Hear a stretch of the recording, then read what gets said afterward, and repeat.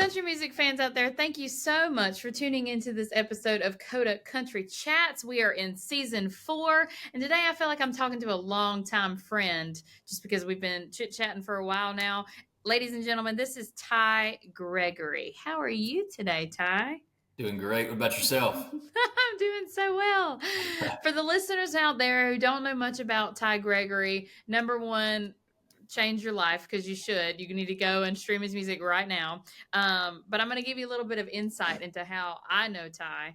I attended the concert for Luke Combs, his great world tour at his stop in Jacksonville.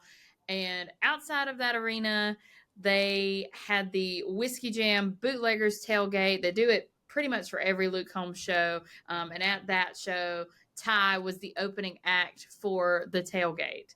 So tell me about that experience, and we'll get into a little bit more of your summer stuff. But I want to hear it from the artist's perspective of how everything went for you.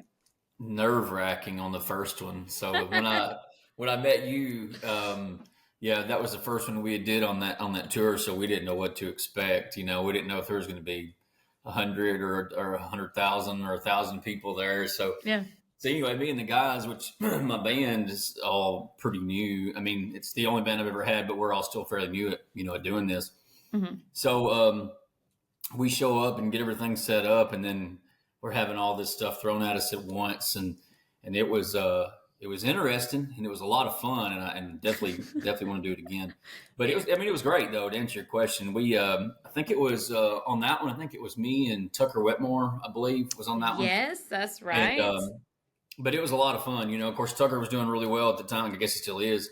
So, I'm fairly new at this and was kind of coming in as the young gun, the young old gun, and kind of the rookie. So it was pretty nerve wracking. I was the least experienced guy there, but it was a lot of fun. Made a lot of friends, made a lot of fans, and had a good time too. So. Yeah. And then after your performance, you got to go in and see the show and yep. everything like that too, which was kind of cool. Yeah. Also, shout out to your bandmates. Greg and I are pretty good friends with Tommy, your manager. So I'm sure they're going to listen to this and be like, yeah, I know that girl. So shout out to them. So, okay. You talked about the first one and how that was kind of nerve wracking. So what changed the second time you played the tailgate? Because you also went and did the show, in LA, is that right? Yeah, the second one we did was in LA. Yeah. Honestly, I mean, nothing really changed. It was literally so they've got the Luke Camp has a great formula down, with Whiskey Jam Bootleggers stage and stuff. So they take everything that they do, and I'm making this more simple than it is, but they take everything they do and they just pick it up and move it to a different city. So it was literally spot on from what we did in Jacksonville. So nice. We had a routine, we had everything that, our sound check and we were shuttled around the stadiums, and it was just a lot simpler this time because it was just, I was used to what was going on the first round. So, but anyway, yeah, but LA was, I played kind of all over the United States in the last 13 months. Yeah. And it's super interesting, being from Nashville, born and raised, that, you go to these other places and you think, nobody's going to show up, nobody's going to do this or that, mm-hmm. because, country music in Wisconsin or country music in LA, you wouldn't think would be popular, but more people are interested in the other states than they are in Tennessee because, Tennessee is so saturated with artists and music on every corner. So LA was incredible is what the point of my story is, the long short. We had a great crowd, a lot of friends, a lot of fans made out there, and it was just a great experience, and they all were, but they all were different. Each state we went to was different. Yeah. And then I followed along just, once we met in Jacksonville to see what else was going on in your life this summer, because your summer was insanely busy. Tell me a little bit more about what else you had going on this summer. Yeah, well, of course, we did 3 of the Whiskey Jam dates. We did the last one we did was in Ohio, but outside of that, we played mostly local, in the Tennessee area. Mm-hmm. It was last year that I got out of state more and did some things up in Wisconsin and Minnesota. But so I mean, we actually just got on the road and kind of put boots to the pavement and played a lot of shows this summer. And as I was telling you before we started the call, I'm getting ready to take a couple months off to write and record some new things. But I got another show this week, actually, tomorrow, that we're going to do. This is going to be kind of the last one on the books for a little bit. But, we kind of got there. And like I said, the band is, we're all still fairly new. We've had the same guys since day one, really, except for a few small changes here and there. Cool. But we were trying to get out there and put it to the test and see, what our strengths and weaknesses were. And I think we finally got it figured out. I say that, and we'll screw up something tomorrow night. But no, but anyway, don't jinx it. So just super busy playing. We did some stuff with Mark Wills, John Michael Morgan. I think that was this year. Yeah, earlier this year. Cool. We're probably going to do some more of that stuff before the end of the year. But yeah, just a lot of playing. And then, of course, I released the EP in April. And we was out there trying to promote that too. So yeah. Well, let's talk a little bit about the EP. That's a really good segue. Okay, so with in watching your set that you performed at Jacksonville, two of the songs that stuck out to me were Country Hood, obviously, because that's like the closer, right, of your set. And then every town is the closer. See, I'm sorry, my bad, because that was my other one. It's at the tail end. Yeah, it's at the tail end. Yeah. Every Town's Got One was the one that I was also going to bring up. So my bad. I had it, Clint. Listen, it's been like 4 months since I've seen you in Jacksonville. Was that May? That was May, wasn't it? Yes, that was May. It's crazy. Yeah. Well, and then I came and saw you in at CMA. Oh, yeah. So I completely forgot about that. You asked about the shows, and I leave off the rhyming at BMI at CMA Fest. Yeah, you see how busy it's been. I've already forgot everything. So. I know. I'll come back and ask you about that rhyming experience too, just because I'd love to know more about like how we got there. Okay, but let's talk about those two songs on the EP. Let's start with I don't know. You pick which one to start with, and we'll chit chat about it. Yeah. So Country Hood, it's one of the songs in the EP. I was very apprehensive about cutting this one, even though I wrote it, but I was very apprehensive about cutting it because like it's kind of quirky, but it's fun, at the same time. And I feel like a lot of my music is kind of more serious. And when we wrote this one, the song started out actually. The title of it was called Around Here, and we all kind of unanimously decided like there's too many songs out there called Around Here. So what's different, Mm-hmm. So I'd already kind of written the chorus, and then in the meantime, I got hooked up with a guy named Tony Mullins. I don't know if you know Tony Mullins or not, but he's got like 30 number ones. Yeah, incredible writer and great friend now too. Where we've become really good friends. So anyway, I took it down there to his house one day and on a Friday and got together with him and some other buddies and. We just kind of hammered it out, and he's really known, he's a great writer, but he really likes he's got some quirks in his music, so he come up with the title of Country Hood, so that was all him, but we wrote the song, we finished the song that day and changed it from Around Here to Country Hood. So I was like, so I listened on it for a little bit and I was like, I don't know, it's like, it's like when you become like not that I am, but when you become like a child actor, you're always known for that role. And like as a child actor, even when you're an adult. So like I didn't want to like put out like something that's a little quirky and then be like, oh, this guy like, he plays quirky music, But I didn't think it took me there. So I thought it was still fun enough to do. Yeah, I agree. I felt like it was, you mentioned that some of your other songs are a little more serious. This was like kind of that like game changer almost to me in the set when I heard you, because even the friends I were with, they were like, all of his music is so good. And it was nice to see that little change of pace, but also still good. You know what I mean? And then we get to Every Town's Got One. Tell me about the inspiration for that song. So, I'm from Tennessee, born and raised, and I'm from a small town. That sounds like such a cliche country song, but I mean, like it really is, where I come from and how I was raised. So, I mean, it's really just me, when you listen to the lyrics on it, they're not like over the top incredible, but they're just all real, and sometimes, real is just real. You can't beat real. So it's just a song about, more or less driving through the town that I grew up in and seeing everything, and that's really what it is. Every town's got one in some shape or fashion.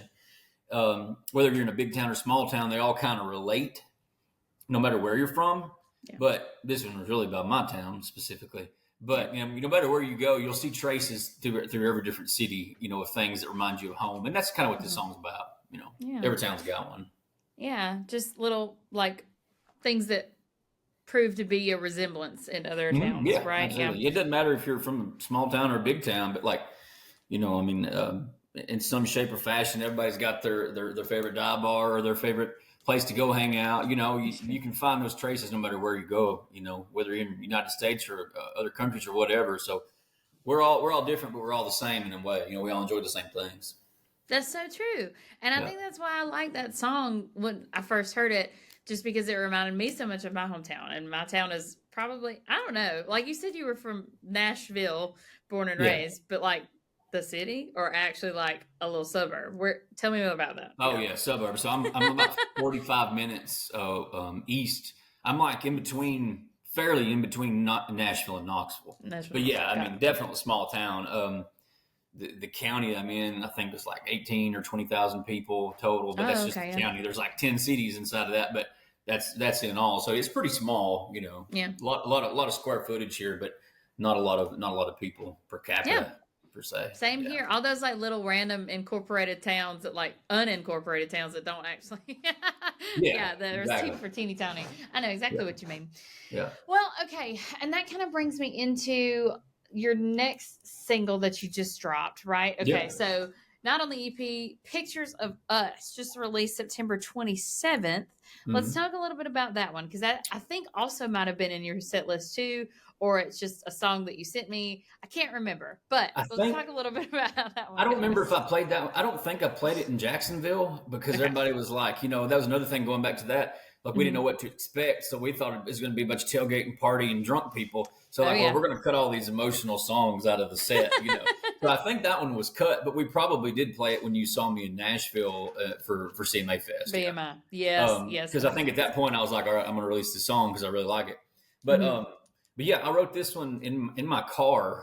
Well, I started writing it in my car on a trip home from Knoxville one day, and it was a year or two ago, and a good friend of mine that used to play music with me in some bands and things like that, they unfortunately had lost their son tragically to an accident just a couple of days before. Mm-hmm. And we're, social media world, everybody's friends, and you see what they post and things like that. His mother kept posting just pictures of the family, and it was like pictures of him, that their son that had passed. And so I was just sitting there, and I literally just kind of hit me in the head. And so I was talking to myself. So when I say this, it sounds weird, but I was like, yeah, she just keeps posting pictures of them, and I was like, pictures of us. I was like, oh, it's kind of a cool title, Yeah. So then the song can be interpreted however, but it can sound like a love song, or it can sound like a song of love, like from where you've lost someone. You can really interpret it however you want to, but that was kind of the inspiration for it. So I got it, and I kind of got that melody. I wrote the first verse and the chorus in the car, and then I got home, and a co-writer of mine who's in the band with me too, we hooked up a couple of days later, and we just wrote it. It was just like, a 45-minute write, and it just all kind of came together. So we demoed it like right then and there because this is a cool song. Oh, wow. Yeah. And we really enjoyed it. But I've been sitting on it because, when we put the EP out, we were, again, trying to find that identity, you know what I mean? Because I write a little bit of everything, and but you can't just go in there and put everything out, and then everybody's going to be like, they don't understand what you're doing. So we kind of slowly pace it. And I thought, hey, the fall's coming up. People get sad and depressed in the fall because it's not pretty and warm. So why not put out pictures of us? It's a little bit slower, a little bit sappy, music to drink too. So that's true though. I mean, it is, from country, there's like a huge range there. I think that it shows. So I really appreciate the song and the lyrics in it too. I think I talked a little bit about this earlier, and maybe not. Maybe my mind's just foggy. But you were just saying that you had a co-writer that kind of like cranked this one out for you. Isn't that nice though? Like whenever you're just able to sit down and write it all down, like as soon as it comes to you, and then it just doesn't go away. I don't know. Yeah. I find in talking with different people and writing a little bit myself, like there are songs that are just kind of like magically made. They just show up like one day and they all just fall out, and you just get it done, right? And then there's songs that take like years to write. They just don't ever just come out of the pen. They just stay in there for a long time, and you have to like ruminate on it and think about it. Do you have a song that is like that has taken a long time to like get out or get what you want from it? You know what I mean? Yeah, probably honestly, yeah, and it's one that I'm actually demoing right now to possibly release on this next project. So nobody's heard it yet, but yeah, that's probably, it's called Dirt into Monday. Hang on, not Monday. Hang on. Today's Tuesday. Dirt into Money. There we go. I got it out. Money. But okay. Yeah, and the funny thing about it is it wrote itself pretty quick, but we were so adamant, me and the co-writers on it, because we thought it was a great song, and we still do. And but we were so adamant that like, no, this has got to be perfect, that we just kept going back and rehashing, So it wasn't like we didn't really have to work for it per se, but we did trying to make sure it was where it needed to be.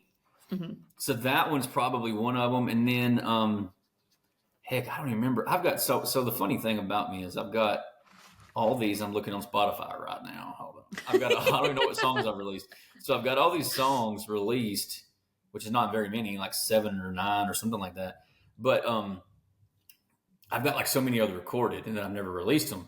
So thinking about hard songs. Yes. Okay. So, Playing with Fire was kind of one of those. Yeah, we got the first verse and the chorus, and then it was kind of like, all right, what are we doing after this? So that one, that one's on the EP too. But yeah, that one was kind of one that drug out a little bit. Yeah. But outside of that, not really too bad. I'm a pretty smart guy.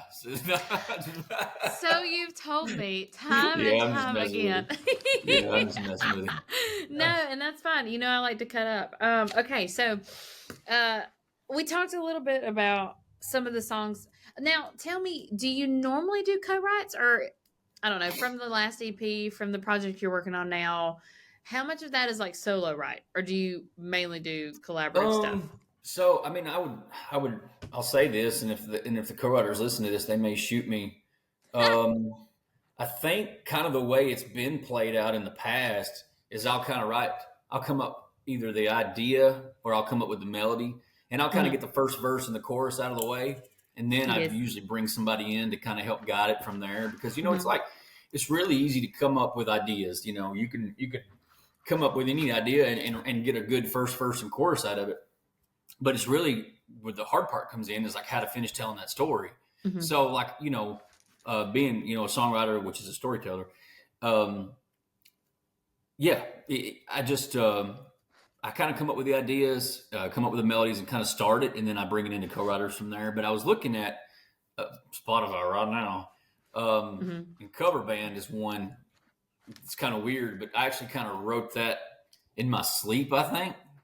Like, and you think that's weird? It's kind of like a dream. It was kind of like a dream. So I woke up, and it was just like pen to paper, and like at 5 o'clock one morning.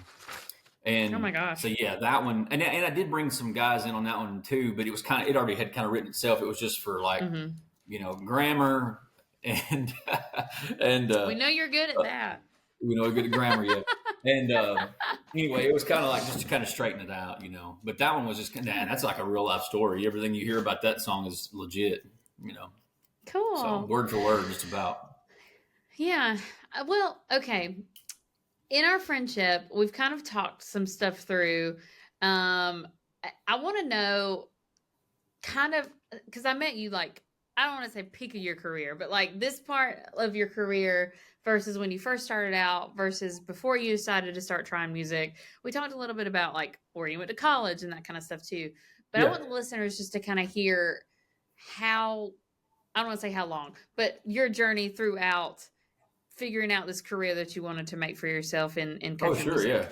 Yeah. It's the most simple way to answer it is I've got so many things, like I would hope most people do, that they want to do in life and they want to achieve in life, but music's always been there for me. It's always started, I think I started out playing guitar when I was 12, and I still don't classify myself a good guitar player, but I don't, but I started out when I was 12 and then played in bands, and I had my first band when I was 13 or 14 years old. And so, I did that, and then life kind of came along. So I kind of put music on the back burner. And then, several years ago, I started like picking, the pencil back up again and writing. And this time it was just like a whole different sound was coming out. And I think it was not because I'd gotten better or had gotten worse. It's just I'd gotten more experience in life, and I was able to tell a story a little bit better. So I was like, okay, there's a little something here.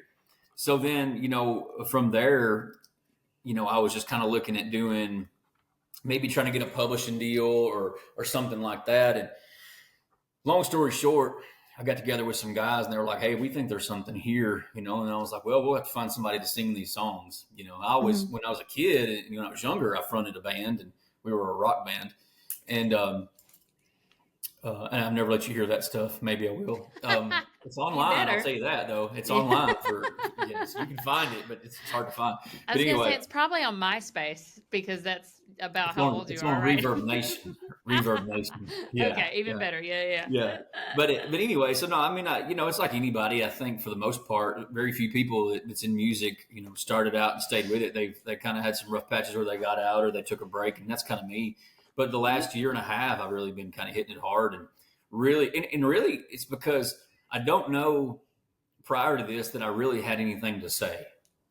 And I think now I've got a little, I'm a little older than, than most of these young cats running around in country right now. But for me, it's probably one of the best things I could do because I'm able to, say something and I have something to say and I have meaning behind it too, So that's kind of the reason I'm really diving in now is it just all come together at the right time. That's very true. Like living life really does lend itself to writing good songs because if you absolutely haven't lived through the experiences you're trying to write, I mean, it leaves, I don't know, very empty,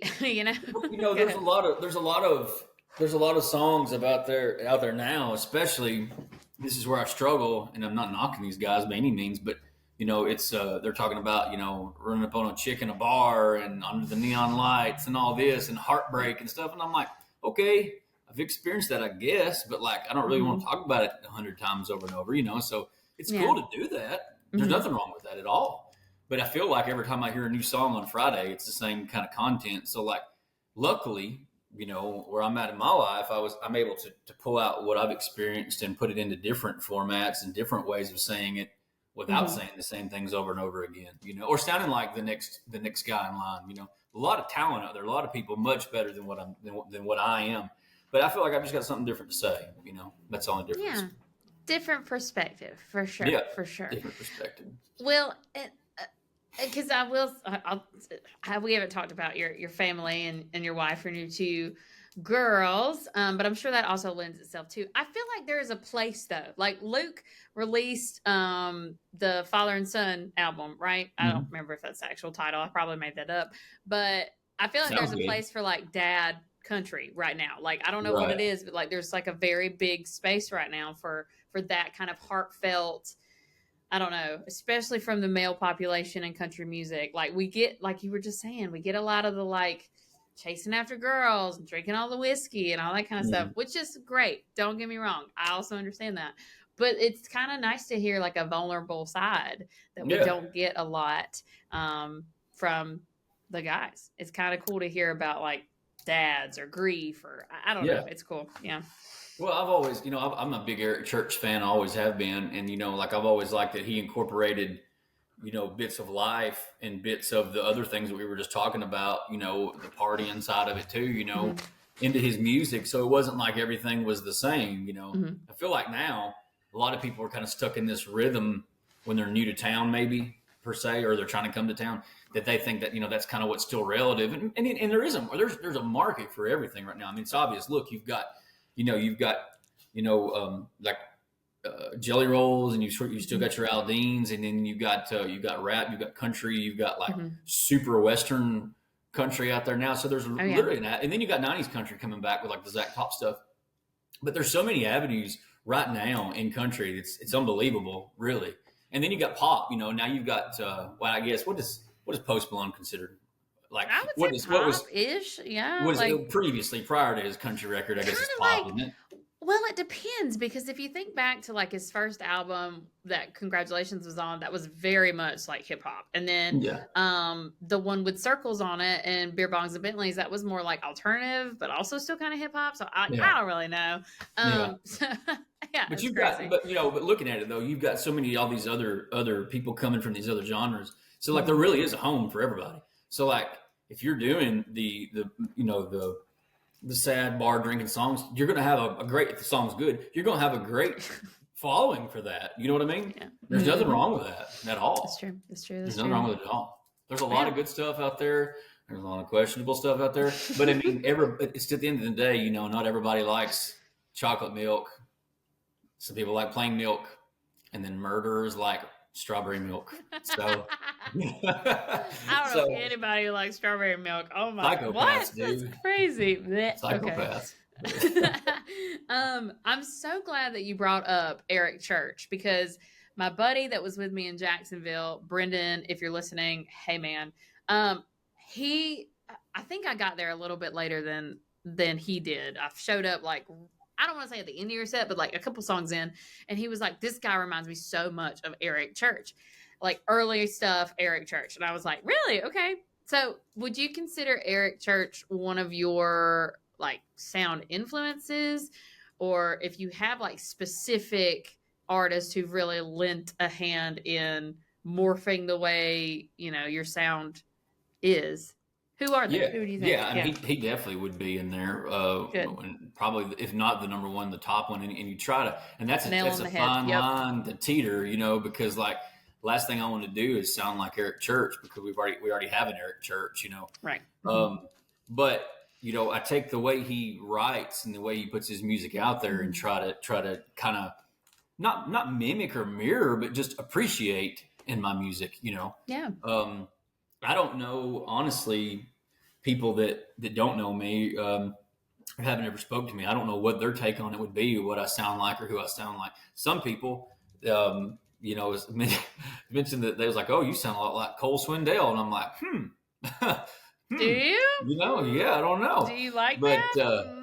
Yeah, I don't know. But, you know, but you it's so funny because everybody has their perception, you know. Yeah. And really and truthfully, I don't care what anybody thinks I sound like as far as who it sounds like. You know, as long as they're listening, that's all that matters. So that's good. Yeah, that's good. I feel like there's a quality of your voice that kind of reminds me of like a bit of nostalgia, where we were talking about earlier, the different avenues of country music. Like I feel in your songwriting, in the production of your songs too, it's like a comfort. Like there's something familiar about it, to where it's relatable and relatable and just something that's, I don't want to say easy listening, but it's something that, you know, I like to listen to. So I'm assuming the listeners out there also like to listen to it. So yeah, that's a compliment, I would say. Well, I mean, and I will say this, the people that do message me or see me at a show or whatever, the one comment that I do get, you know, not that it sounds like this or that, I really don't get hardly any of that, to be honest with you. But I do hear, man, I could just put you on repeat all day long and let it shuffle, not repeat, shuffle. And like, I don't ever get tired of it.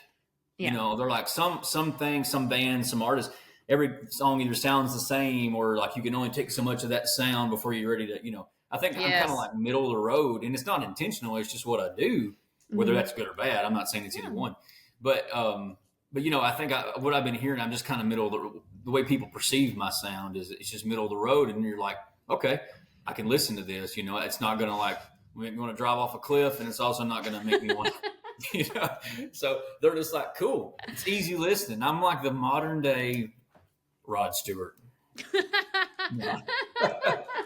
No. Oh my gosh, my mama loved Rod Stewart. That was like one of her favorite. It was Donny Osmond. Oh my gosh, that's crazy. What's the other guy's name? Kenny G. Yeah, Kenny G. Kenny G. I was picturing like Fabio playing the saxophone or whatever he played, but then Rod Stewart come out of my mouth. So you know, that's my childhood, because that's what my mom, you know, used to listen to. Oh yeah. So, Same here. That's funny. No, because when I said easy listening earlier, that's where my mind went, and I was like, I don't mean that, but no, it's cool. Again, I don't care, as long as you listen. It doesn't matter, you know. That's right. You think I sound like Lucifer, for all I care, as long as you like it, you know. So. Maybe not Lucifer. I feel like that's a little step in the wrong direction. Oh gosh. Yeah. Okay. Well, I feel like there are so many other things that we can talk about, but I think I checked off all the boxes on my little sheet here. Before we go, do you have anything else that you'd like to promote, or anybody you'd like to give a shout out to, anything like that? Absolutely. So you've interviewed me, so it's my turn to interview you. Oh gosh, here we go. Oh, okay, gosh. I'm nervous. I'm All right. nervous. Okay. Are you ready for this?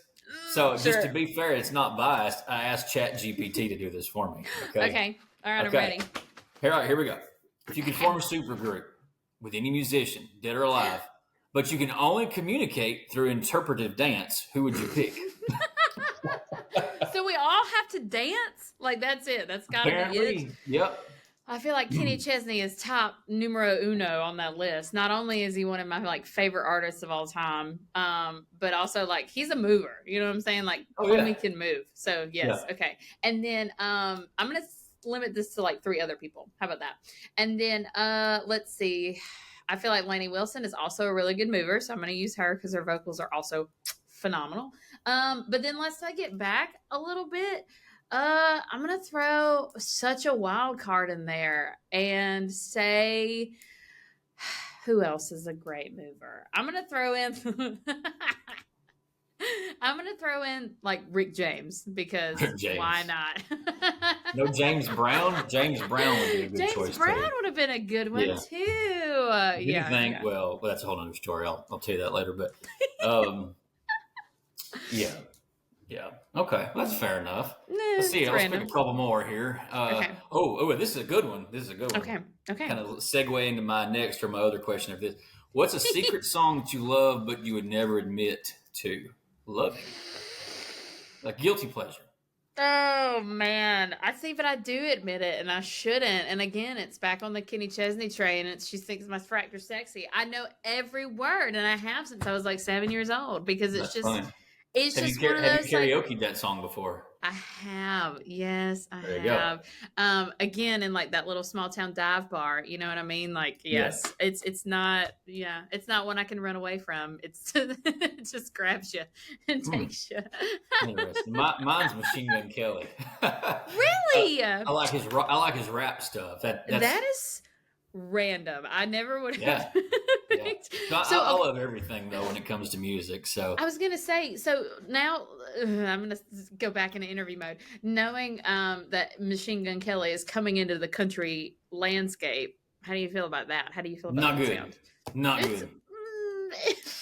And the reason I say that, I'm not saying he's not good. I'm just saying I don't feel good about it. I'm saying because like. I liked what he was doing early on in his career, and then he went into like pop punk rock stuff, and like I'm like he's good. He's good anyway, but I appreciated him more and his sound better when what he started out doing. But yeah, hey, to each their own. Again, there's a place for everybody. You know what I mean? That's right. That was, I will say though, like Machine Gun Kelly was the wild card for me of the artists going country. Like I kind of saw Beyonce a little bit just because she's from Texas, and Post has been teasing it for years, you know? Yeah. And yeah, Machine Gun Kelly was the one that I was like, what? Where did this come from? Like out of left field, you know what I mean? Well, I don't think there was like much talk about it. I think it just happened. Maybe if there was, I missed it. You know, I don't know, but I know. I think I got an email one day of like his cover of Zach Bryan's Son to Me. Like that's how I figured it out. And then he played at CMA Fest at Spotify House or whatever, and he just won an award for it, didn't he? I know, a People's Choice, like random. I don't know. Yeah. Like I guess it shows how the loop I am with the news because I didn't even know. You know, I knew it happened, but like award worthy, I had no idea. You know. I didn't know either. Yeah, I had no clue. He must have like a mega fan base. That's what I'm gonna say because I didn't even know he was up for an award until he won one. So oops. Yeah. Oh well. I got one more question for you. Okay, go. All right. You got to list your favorite Zach Bryan song. Which one is it? I hate all of them. No offense. I was curious how you were going to respond. No offense to any Zach Bryan listeners out there. And Ty knows my true feelings about Zach Bryan. You know, honestly, if I were to pick, it's probably I Remember Everything. Mainly because I love Casey Musgraves. Like, I feel like that is the saving grace of that song to me. I do also like... again, it's mostly his collaborative stuff. Like I don't want to listen to him by himself. Yeah. That's terrible. I like Hey Driver with the Warren Treaty because they are That's a cool top song. notch. Yeah, no, that's a cool one. Is. Yeah. Yeah. Okay, what about you? What's your favorite? If you honestly, that would probably be that's probably the Hey Driver would probably be mine, I guess. Yeah. Oh, good. I couldn't tell you a single lyric from it much, but I remember the melody and and I remember somewhat enjoying that. It's just a different flavor. Again. Right. But yeah, I'd probably have to say Hey Driver too. Now there's the one his record that come out recently. I can't remember the name of Great it now. American Bar something. Bar scene, bar fight. I don't remember. There was a song on there that I enjoyed. I can't tell you what it was called though, but I was like, hey, I can listen to this one, But I can't remember a song. Yeah. I mean, like it's stuck, Yeah. It's stuck in my head, So One singular song. One singular song. Yeah. Out of the 9 million. Right. Yeah, that's the thing too, is that I don't know. I probably he's doing something right, I mean, somebody's listening to him. Lots of people are listening to him. Lots of people, so yeah. I'm proud. Very popular. I'm proud for that guy. Good for him. Really good for him. Yes. Yeah. For sure. Ty, this has been such a great chat today. I feel like I have just blown your ear off in the last few minutes here. But yeah, I'm so glad that we sat down and finally had like a face-to-face, as face-to-face as this can get, conversation after being friends for a few months now. So thank you. I appreciate it. Well, hey, thanks for asking. I appreciate it. Yeah, I know we've been trying to do it for a little bit, but we finally achieved it. Yeah. Finally got it on the books. That's right. Listeners out there, if you haven't already tuned in to Ty Gregory, make sure you find him and stream all his music. Make sure you download Pictures of Us, the most recent single that he has out now, and be on the lookout for more music in his upcoming project that he's going to release soon. Y'all have a good day.